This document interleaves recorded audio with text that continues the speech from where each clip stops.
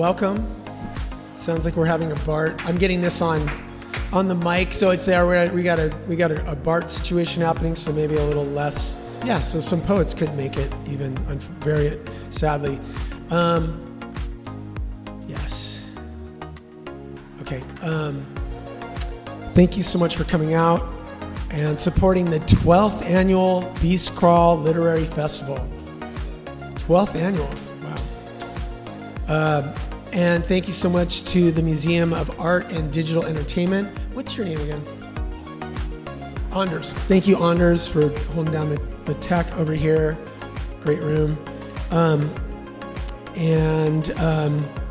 This leg's curator is 16th and Mission Chalk Circle, which I just heard about, which is so cool. A reading every Thursday night, 10 p.m. to midnight at the 16th Street BART station in San Francisco, underneath the Wells Fargo sign. So that sounds brilliant, and I love that. So awesome. And also just really happy, everyone who did make it out, everyone here at the festival, it's just so, it's cool for me to learn about this spot, for example, but all the participating venues, we're supporting them, and that's a part of this. That's another upside of the festival, is that we're bringing attention and people into spaces they're maybe not going to. So let's keep that going, because there's all these, I think the bookmark, I don't know, it looks like it. Yeah, that's right down the street too. So there's a reading there at a third leg reading there if you want to make that one. Also, Beast Crawl is a small arts collective fiscally sponsored by Intersection for the Arts, a 501c3 nonprofit organization that helps projects like Beast Crawl to continue. Without further ado.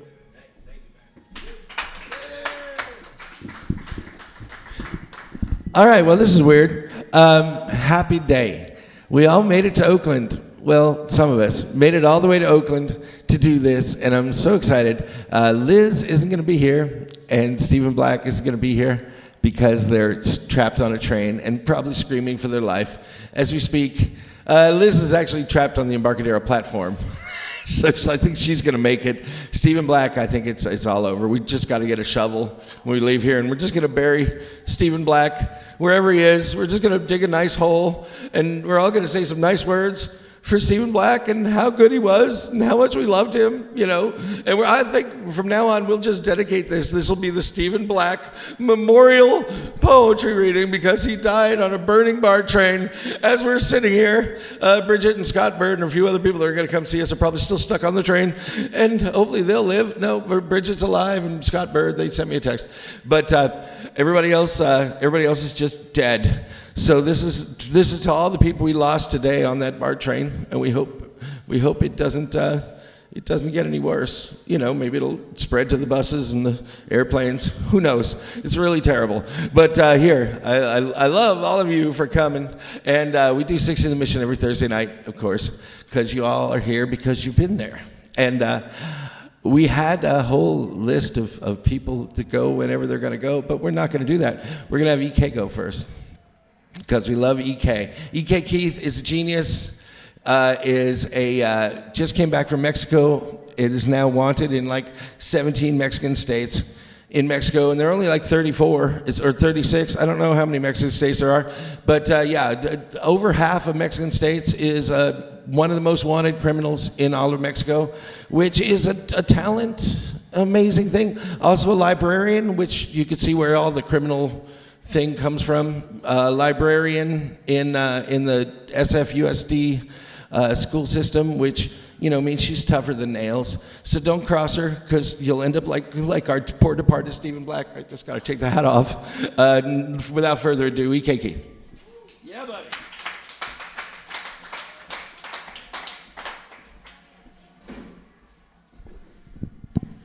I didn't know everybody knew that I was, you know, I broke so many leases in Mexico. That's. Why did you tell everybody that, Charlie?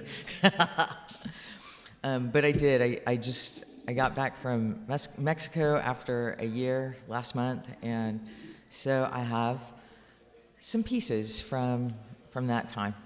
It was fun. Everyone should go to Mexico. It's really wonderful.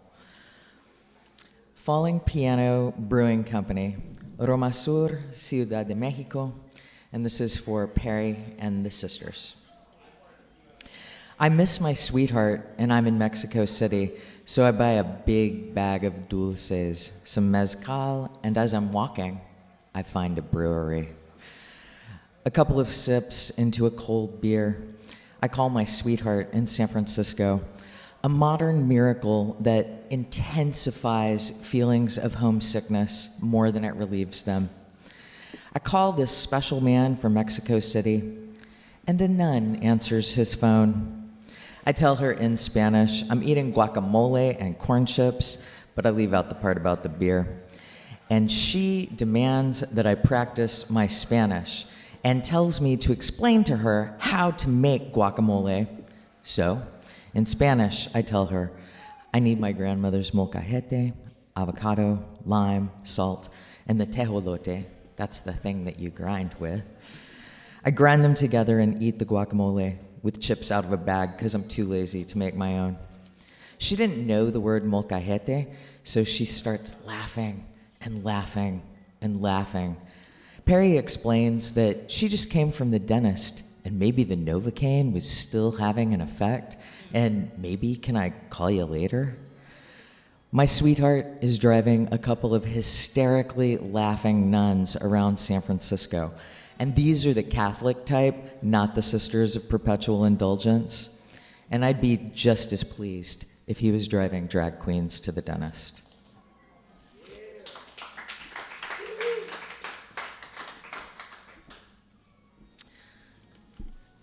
And I was in Jalapa, Veracruz, which is an eastern coastal state in Mexico, but it's mostly mountainous.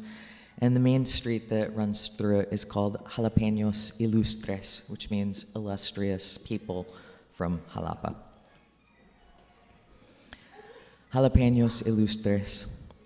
The bells ring for church just as regularly as they do for garbage.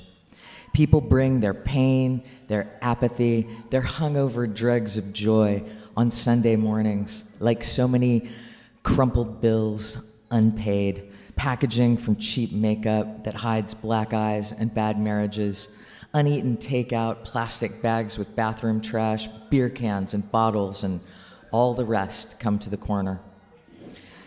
So I'll raise one up to the only real heroes we have, the garbage men, who leave us light in the absolution of our trash, free to go forth and waste no more. But the garbage men trust us to do what we'll do. We'll come to the corner again.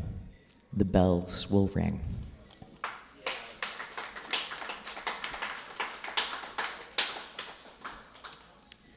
And this last piece is dedicated to a French author, Gaël Obigli, who I met at a bookstore called Entusiasmo Libros.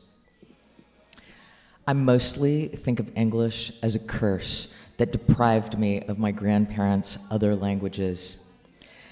It's good to be a stranger, to remember that language is not a barrier, but a gate that swings open both ways. And when you don't speak Spanish, and I don't speak French, English helps two strangers in Jalapa, Mexico, become friends.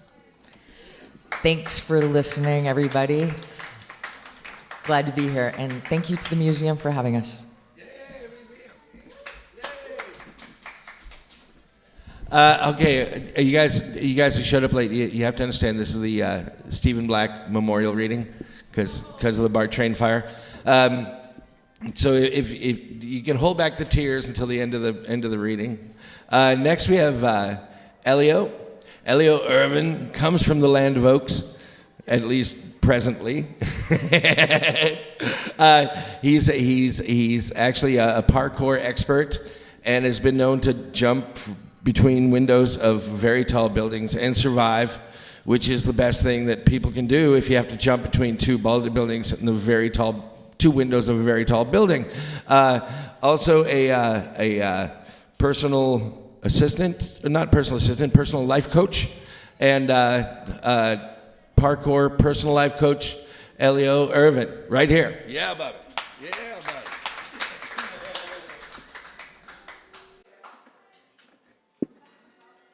How's it, y'all? I do love parkour because that's my favorite episode of The Office. Parkour. But yes, I did recently start my own coaching business, kind of helping folks from the land of ITs and professionalisms get over imposter syndrome. And as poets, we all have that wonderful, wonderful side passengers. So a lot of these poems are probably going to talk about my passenger that I hold at all times. This first one's called Passing. You are completely passing. So you're a dude now? I mean, I just want to know more. I mean, God, I would have never guessed. Did you have all the surgeries?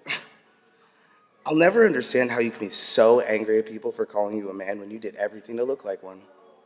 Respectfully, shut the fuck up. They, them. This isn't exactly what I wanted.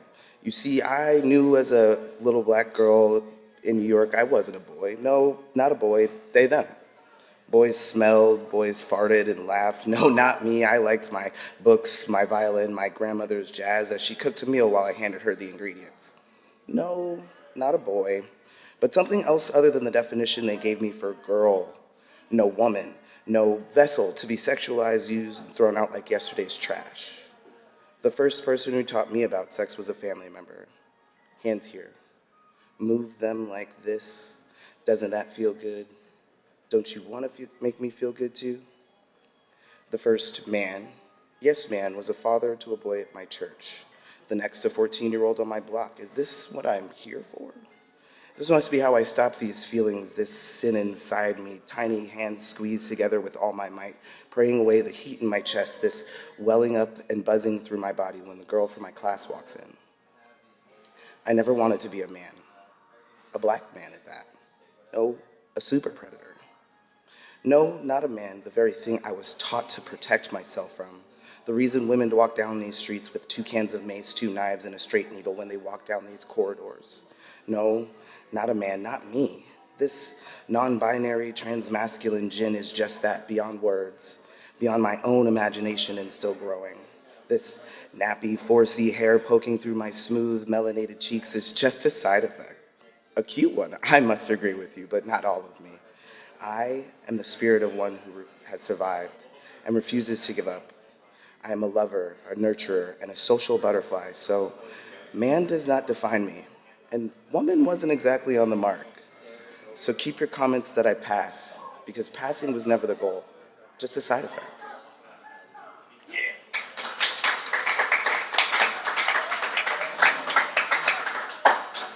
Thank you. This one's a real quick one I wrote on a plane, just because it was the craziest thing I could think of at that moment. So it's called Plane Poem. Landing a plane is casually falling out of the sky and telling everybody it's normal. Like a giant hunk of metal that you stop and start while flying in midair ain't fucking crazy. How much do we put trust in these lug nuts, pins, and wings, but can't put that same trust in a lover?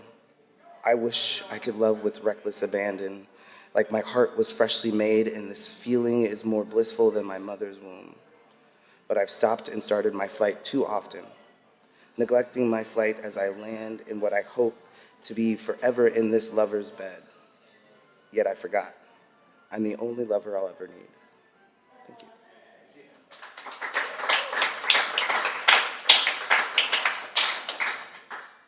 I think the last one's gonna be this poem about my parents. My parents are amazing folks. They are also 13 years apart, so they're very, very different people. But I love them, and yet I feel like I've never known them, so this kind of speaks about that. Parents. I am hard as hell on my parents. I don't know them, not like I've never met them. No, I know these folks. The Aquarius, the Gemini. I'm like 6 different persons shoved into one. No, I don't know my parents. I don't know their hopes, dreams, their nightmares. I don't know my parents, therefore I don't know 5 parts of me. You see, My dad is a twin, and he and his sister are parts of me less known, like the roads that have gone back to the earth, like worlds untraveled, like books once read and forgotten. I want to know what they thought about at 16. Wishers my father had without context or roadmap, what my mother felt. What my mother felt. What were the pieces that were shed away by the world, and how do we become to be? I don't know my parents just as much as you don't know yours.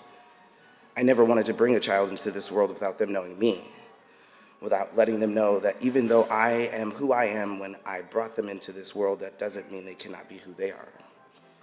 I don't know my parents. Yeah, I know them kind of.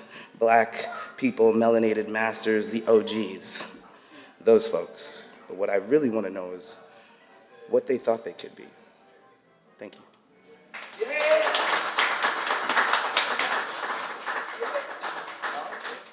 Alligator wrangler from the North Bay. In the North Bay, there are a lot of alligators, but you don't have to worry about the alligators because Casey's there to wrangle those alligators. They're tougher than nails. Also teaches children, which are a lot like alligators. They bite. They bite. Yeah, pretty much. That's what they do. That's what they're famous for. Teaches children and wrestles alligators, and is here, I think, to give a demonstration of how to wrestle an alligator. Not really sure. We didn't talk about what the plan was. They didn't tell us. So you guys give us a big hand for Casey Gardner.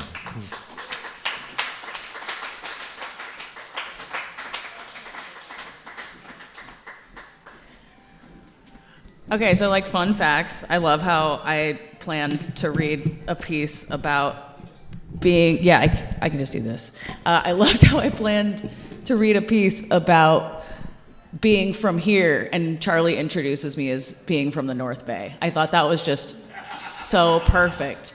Also, I don't know if you know this, but alligators and children are the exact same animal. Yeah. Beautiful and so dangerous. So I am going to read, I am an Oakland native. I currently am living in Concord, which if you were in Oakland in the 90s, Concord doesn't feel that different, which I did not expect. But I am going to read this piece that I wrote very recently, actually, because I feel like I've always had a really challenging relationship with this place. I've watched it change over almost 35 years now, and that has been a crazy experience, but this is my poem about it. And this is called Metaphor City. Oakland is a cracked nutshell, fingernail dirt caking its meat. The freeways are interwoven scars, a basket leaking all the water. The West is a battleground in the war for joy or food or the last blank canvas. The East is an elephant graveyard where most elephants are still alive. The lake is a gemstone flecked with shopping carts and sunken bodies. Downtown is the river Styx, transit drivers, uniformed ferrymen. Temescal is a feast behind glass, a museum of capsized cruise liners. Fruitvale is every corner-bound father peddling frutas y flores o marijuana y mujeres. International is the Silk Road, the bazaar, the heart, bloodstream, lifeline, seizing. The waterfront is the city's youngest child, covering its ears while the family brawls. The hills are a negligent Olympus, beautiful, inaccessible, lazy, and useless. The carved Victorians are distractions. The upheaval has such a lovely facade.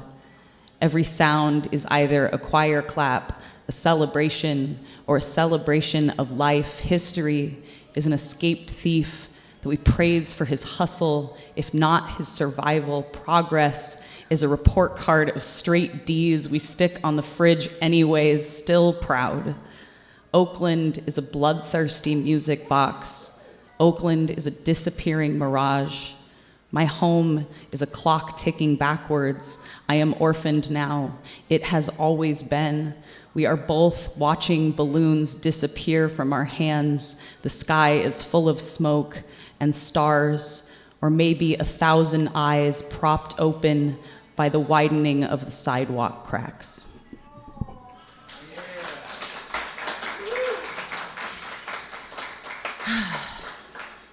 Okay, so I have been on a full tip lately, writing poems about illness and specifically about invisible disabilities. I have spent like multiple years at this point, like trying to receive a diagnosis that like was not easy to get because they don't have a treatment for it, basically. And I'm not going to tell you what it is because I feel like I wrote this piece as a representation of everyone who was dealing with that struggle, like be it medical, psychiatric, like so much of what people walk around with is not something you can see. So this is a piece I wrote for that. It's called Attribution Error. Hypothetical question.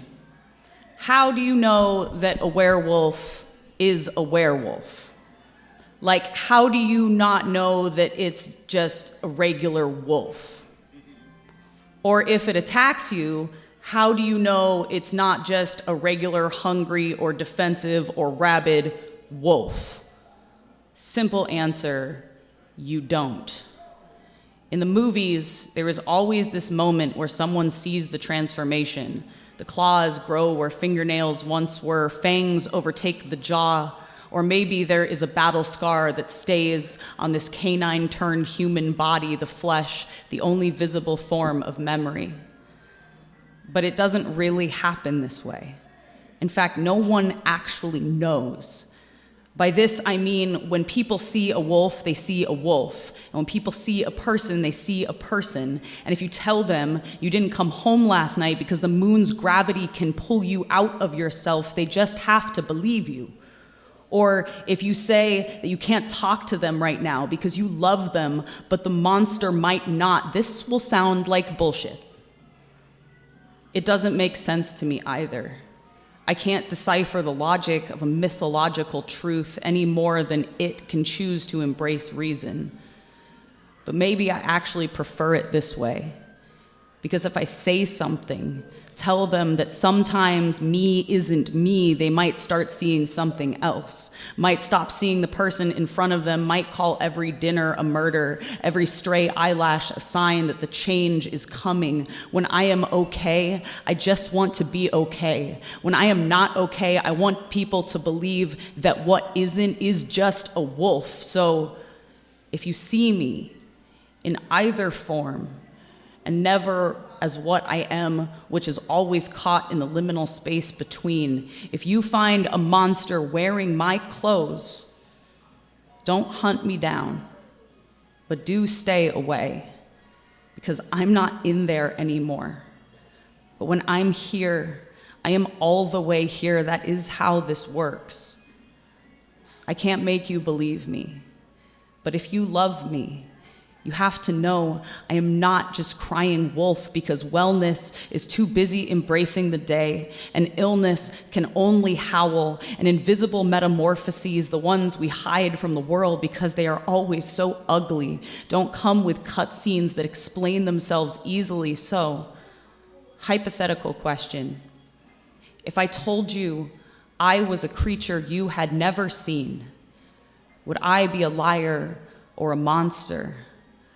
Or if a wolf attacked you in the forest, would you question who might still be in there? Or would you just shoot? Thank you.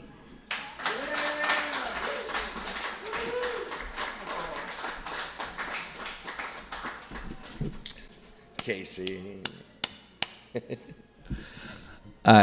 Next up is a friend of ours, Ayla Ginger. Ayla and I went and had some noodles before coming here today, and when we ordered the noodles, it was right around the corner. It's like right next door, a little noodle shop. We got some noodles, and as we got the noodles, it was delivered by our robot. And Ayla just turned around, and the little friendly little noodle robot was like, "Here's your noodles," and Ayla's like, "No," and just punched that robot right in the face. And the robot's like trying to be nice. And I'm like, had to jump and break them up between the robot and Ayla. And the robot wasn't fighting back, but Ayla was just like angry. So, don't cross Ayla, especially if you're, a robot. Ayla's a journalist and lives in the Lower Haight, and came all the way across here to eat noodles with robots and not be very nice about it. So you guys give a big hand to Ayla Ginger.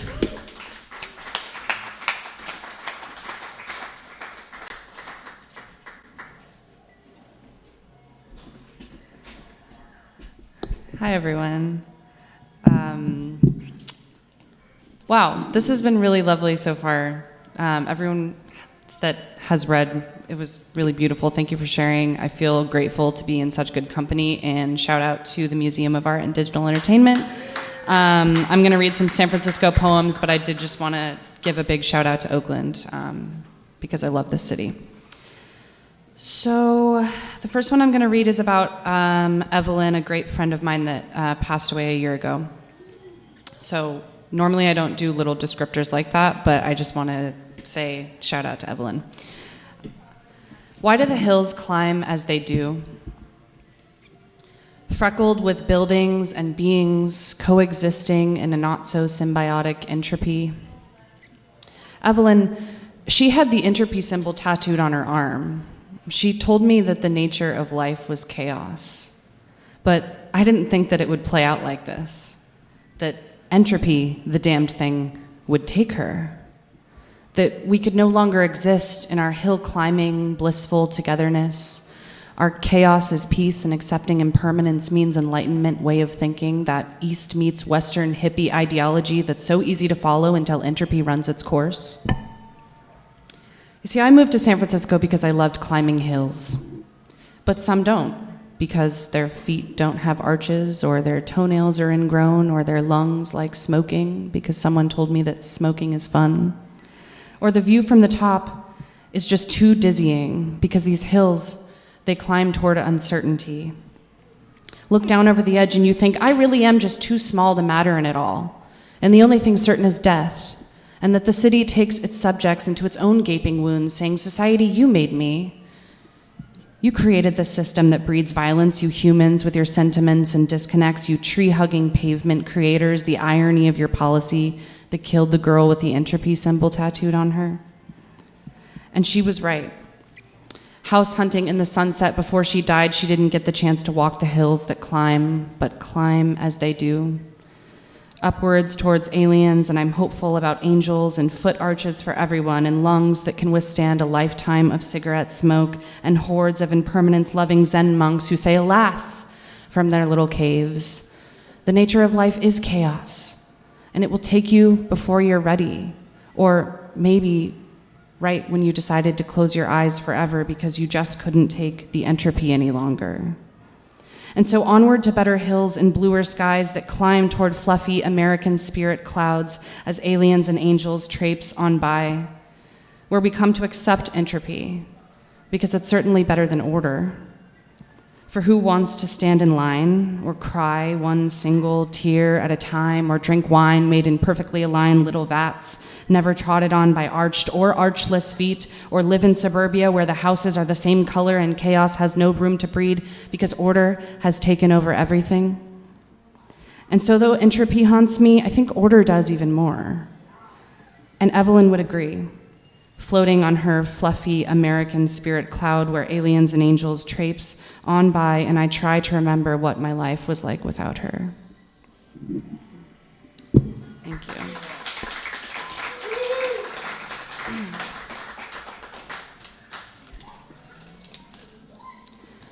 All right. Juan de Fuca sends shocks down narrow streets in San Francisco's darling Sunday mornings, where some of us exist in a collective, higher mind consciousness of total California oblivion. The Muni's constant coming and going, she ends at the beach beneath the soft lolly green grass dunes, and I wonder if the ocean feels her too. Her forever wheels turning, dropping passengers to make peace with pity, and we praise ourselves for being progressive, for knowing about the world in our lollygagging bubbles of orange wine and cartons of olives. They say it's foggy here, but Carl seems to be dissipating. And the Muni turns. She churns my stomach after Safeway rotisserie chickens do my wallet right but my spirit wrong. takes me from ocean exhaling salty breath into sublime presence toward uncapped fentanyl spikes and split-in-half bodies. Great American Music Hall, history-making, street meat sizzling hot dogs that probably couldn't do me better than that Safeway chicken, but goddamn do they smell good. And this could all disappear with a quake of the Wanda Fuca plate. Just a little earthly shiver on a day that Carl decides to stay a while. And that once lolly green grass dune now covered in tsunami sea spray. Just as the Richmond nears gentrification, just as the bodies fold farther toward the pavement, the city's rock stars sing one last song as Muni idols slowly near Haight Street, where hippies and their loyal pup companions pick one last imaginary scarlet begonia in Buena Vista Park before San Francisco's eternal clock stops. Are we forever? Will this high last? Can Carl shroud us in his presence, suck us up into his wet abyss, save us? Save our California higher mind presence, keep me in oblivion. But alas, Wanda Fuca creeps down narrow streets in San Francisco's darling Sunday mornings until suddenly we are nothing. Thank you.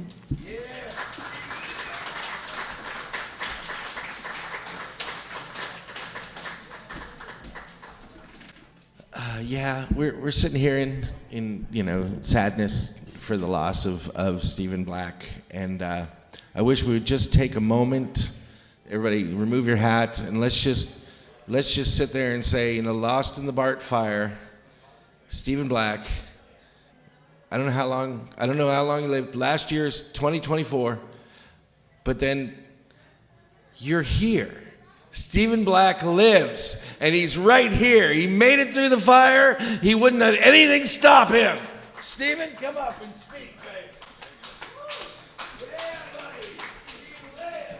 That's right. I'm still smoking here, but anyway, sorry to miss the earlier readers, but I'm really, really happy to be here today. Although I'm too cool for mission school, I celebrate the anniversary of my relocation to the Bestiaire that followed eviction from feculent Crap Street, where I resided for 26 years around this time of year. Tonight I'm starting with some old shit that dates from after the Berlin Wall fell and before the neoliberal New World Order ushered in the global war on terror and the current eugeno-colonial dystopia that we live in. At pains to enjoy through a lens starkly. Only in the mission could I stalk out the house on impulse to see a stripper poet on stage at the Elbow Room, turning the public trick, her pen-impaled hand, blackened lips, syringe pressed between the pores of a bruised limb, loose stopper spilling words, her bleached hair, a verbal snowstorm sucked up a straw and down the nasal streets, sidewalk glitter frosted by yet another broken bus shelter. Is it real or is it some screen editor from ATA? Only in the mission could I, next night, check out a club called Commotion, find myself prey of a blonde S&M brother and sister team. If they weren't so dangerous and alluring, I might think they were refugees from the rock group ABBA.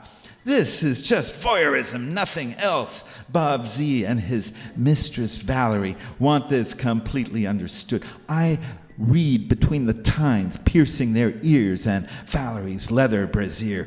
We cut out for a flat on Beaver Street. Someone's gonna get their rocks off one way or t'other. I take a few friends in tow, Jim, Tom, and Carter. It is Carter's first weekend in town. He's bent innocent from back east with Mars on the mind and space to boot, but he's game for a wild night on Frisco. Knowing looks from Sister V and her bros, Z sidles up to Carter, says, "I'd love to tie you up." Carter, reluctant, agrees to this prior restraint, is stripped, soon lashed to the wall, his rubber pants removed, while Jim, Tom, and I watch advise our friend in his new position, supplicant to blonde fury, whipped and punished for every sin under the sun and moon, melted wax running down shrieking thighs, ecstatic misery. He had to lick Valerie good before we gave him permission to come to his senses. He'd ache for days. The memory would linger longer than the welts, the beads of dried blood. We'd burn a bit embarrassed, but smile, relieved to share, and, yes, succor another's pain in pleasure. All right, that was 1991. Club Commotion, rest in peace. Here is a little folk ditty written in argot that mixes califractalist history with maritime Newfoundlandese. I listen St. Fucko. Eyes a by as goes to see. Eyes a by who goes just see this day a storied entropy. Hear me eyeless in St. Fucko. Eyes a quiet by. Eyes by my ship bedizened Californiac Argonaut at your service. Meet your humble reborn esquire, Amor de Cosmos. Hip your partner, sachet tippled, hip your partner, sally forth, Vogan Twillicum, Merzo schwitzing all around the circus. Hold your fire, Tannhauser gate, toe the line that maps your fate. Odis Montepac, Montiado, from here to Valhalla, varlet's toast of victory hack. Raise me sugar and paisley cane, design a kraken shaken round about the maelstrom. Listen, I, St. Fucko, hauling keelass hooked me to this great bloods up shitstorm, aardvark in our wake. Hip your partner, vast and ribbled, hip your partner, sully down. Vogan, Twillicum, Merzo, shitters all around the forecastle. Pull the flip side rose on point, woe to darken those betide, where each and every dreamer sails his brig ship to perdition. Eyes a by who goes just see a man amassed humanity. And now for some new shit. Degenerative AI. Formidable as Ada's babbling verbiage. Today's engine won't make a lick of difference, say I.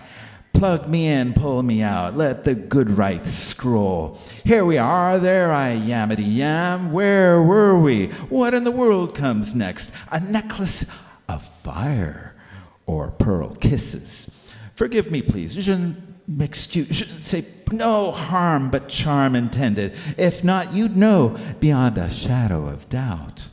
Without question or concern for the cold standard equations marching morons call this year the jackpot.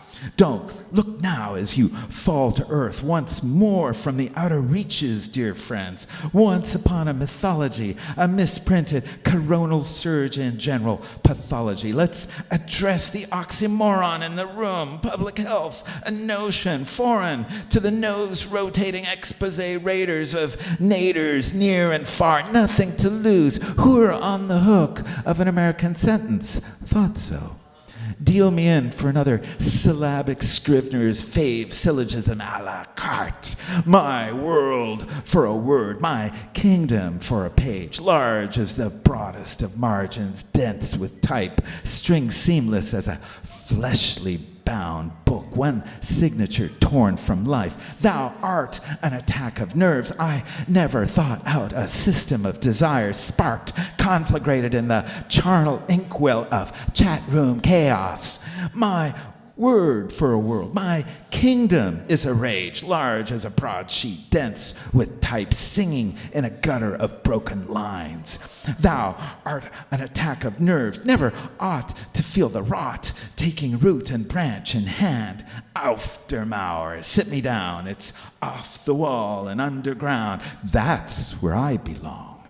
Hinterlands are splintering, peripheries may soon implode as I'll be gone to be snakes and how a cultural minuet bubbles marshaled gas so ignobly minute as a union bug. I'll be your whiteboard, a tag your it cloud, cascading thought balloons, blacklist all in one. If this wall ever falls or fails to rise lower than a Dead Sea scriptorium, breathing buoyancy backwards, looking beyond time binders a blink in fractured horizon, where grief's redactions gaze inward out on an awesome streak of clouds, bruised somewhere in remission. A burrowing ratman's viral language is inoculate against Nietzsche's treponemal itch, falls short on a romantic minstrel's glories. Ho, ho, hold on, Oz, and other mechanical Turks. Pay no attention to the man behind the curtain, short for Ozymandias, whose works, though mighty, doubled down in despair. Thank you.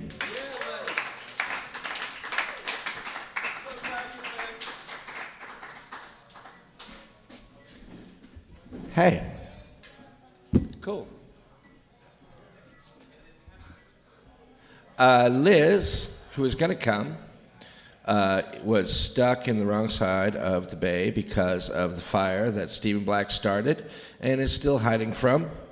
Why he would do that to the nice BART train, I do not know.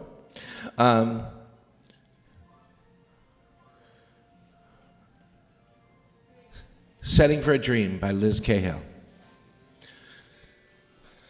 Overwatered succulent on the windowsill of the apartment in a developer-built 5/1 sticks it browning leaves to the sun. Far from the desert, it wasn't born in. Far from the purple backdrop of the mountains, the pebbly soil sand, the one gas station for miles, the crew watching the crow watching the road from a post. All that was left of the fence where this land was marked off for lots, the new homes, the billboards promised, went belly up in the subprime mortgage crisis. There is always hope before crisis. Bubbles are dreams fed by greed. The investors pushed for more money was cheap. Sign here and be done. Sleep well, ignore the tickle. In the back of the mind, how is all this possible? How does success rise from a gleaming eye? Like succulents propagated in plastic pots, one plucked from the desert, mothers a line of little clippings. They grow. So does the wholesale price. Buy the plants, flip the plants, buy the plant, kill the plant, move out of the apartment you never really moved into. If you look at the faded flyer for the artisanal farmer's market the succulent came from, you can see the high water mark. Now the tourists have gone home. It's the off season. Boarded up storefronts and for rent signs, wanting for the season to change. Waiting for madmen with a gleaming eye to come upon a desert and call it paradise. Call for artists to beautify the derelict ruins, to dupe them into making a valuable container that they don't own the deeds for. The seasons keep cycling. The sun and the rain give way to plants of all kinds. Even the harsh desert has a thick-petaled rose. Can it belong to no one? And everyone being at once? That was Liz Cahill. Hey, thanks to this amazing museum of video games. This is so awesome.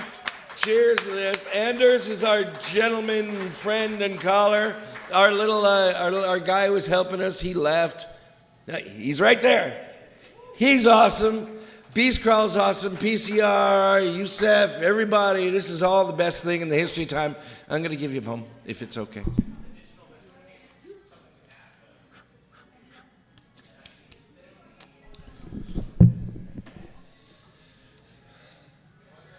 The world is full of landlocked places.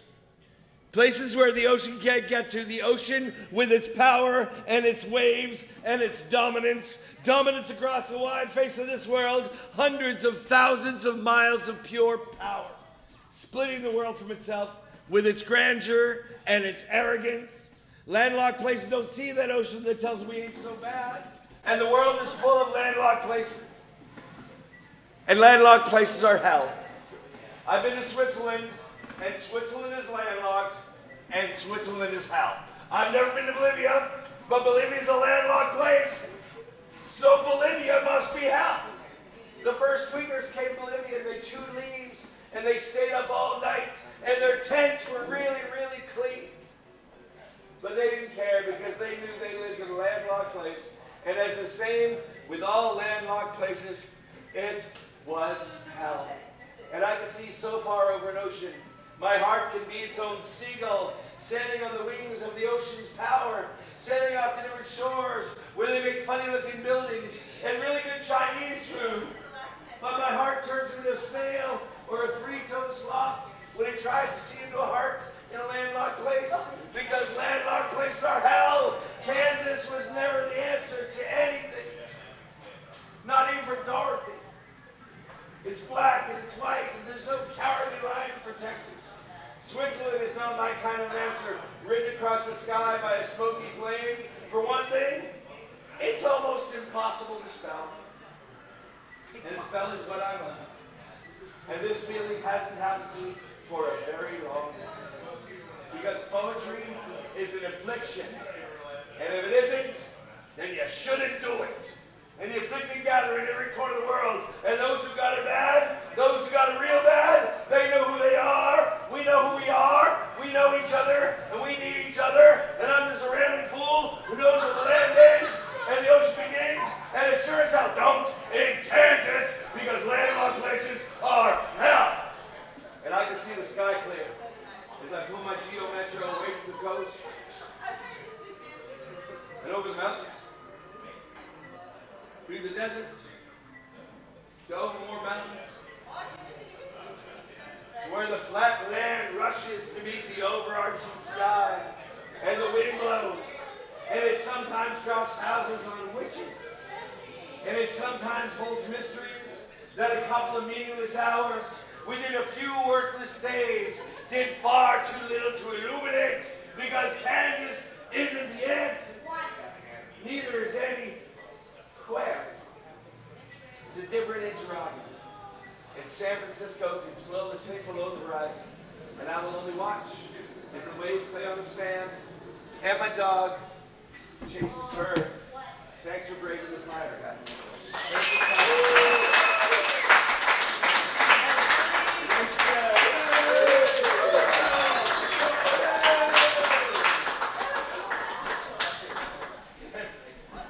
We have a phone. Cool. I'm going to read the, we have a final statement, but man, what an adventure this reading was, right? Really. We thought someone had died in the fire to find out they set the fire. They set the fire.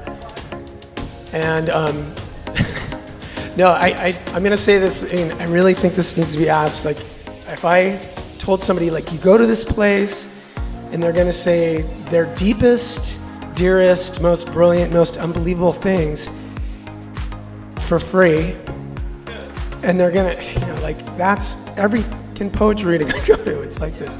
I went last night to BAM House, and we had a little thing on Thursday night too, and damn. So thank you guys. It was so beautiful, and I'm always just very grateful. So thank God for the poets. Yeah. Okay, I'm reading the final statement. Thank you again. As what's your name again? Charlie. As Charlie said, thank you. Yeah, honors. And thank you, Museum of Art and Digital Entertainment. And coming up, we have Paper Press Presents, how do you say it? Marhaba. Paper Press Presents Marhaba, hosted by Yusuf, one of the founders of B-Scroll. That's what I'm talking about. And that's at 7 p.m. And then we have, starting at 8:30 at Commune is the after party. Yeah, it begins there, 8:30 at Commune. So if you want to come carouse after the Beast, make it happen. Okay.